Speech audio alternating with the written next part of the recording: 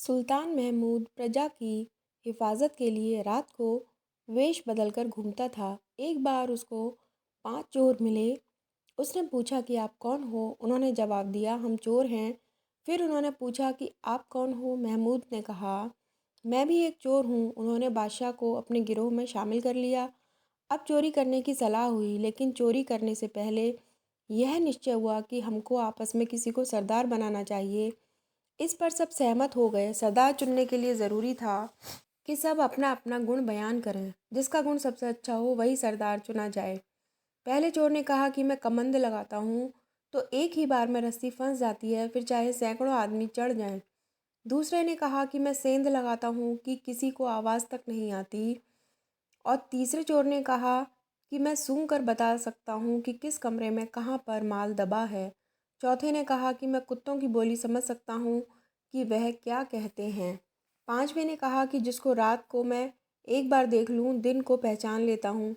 बादशाह सोच रहा था कि मैं क्या बताऊँ।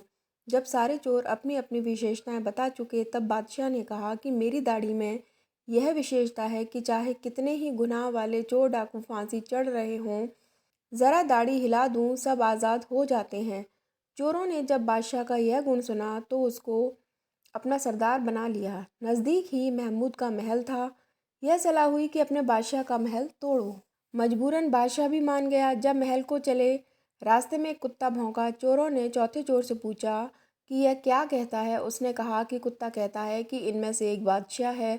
सब जोर से हंस पड़े। बादशाह भी हंस पड़ा। महल में पहुंचकर पहले चोर ने कमंद लगाई जो तुरंत लग गई। सारे चोर और बादशाह ऊपर चढ़ गए। दूसरे ने सेंध लगाई। तीसरे ने सूंघ कर खजाने का पता बता दिया। माल की गठरियां बांध कर नीचे आ गए और अपनी जगह पहुंचकर चोरी का माल बांट लिया और अपने अपने घरों को चले गए। अगले दिन बादशाह ने अपने आदमी भेजकर चोरों को पकड़वा लिया और फांसी का हुक्म दे दिया। जब फांसी चढ़ने लगे तो पांचवा चोर सामने आया। अर्ज की कि बादशाह सलामत, अब तो दाढ़ी हिला दो। हम सच्चे दिल से वादा करते हैं कि आज से चोरी का पेशा छोड़ा और अपने आप को हुजूर की सेवा में सारी उम्र के लिए पेश करते हैं। बादशाह को दया आ गई। उसने दाढ़ी हिला दी। दाढ़ी का हिलना था कि पांचों चोर तख्ते से नीचे उतार लिए गए। उनकी हथकड़ियाँ और बेड़ियाँ काट दी गईं और वे हमेशा के लिए आज़ाद होकर बादशाह की सेवा में रहने लगे। इसी तरह मालिक वेश बदलकर और हमारे जैसा बनकर हमारे जैसे लोगों को सीधे रास्ते पर ले आता है। वह कहता है कि इस रास्ते चलो। तात्पर्य यह है कि जीवों के उद्धार के लिए संतों को सब कुछ करना पड़ता है।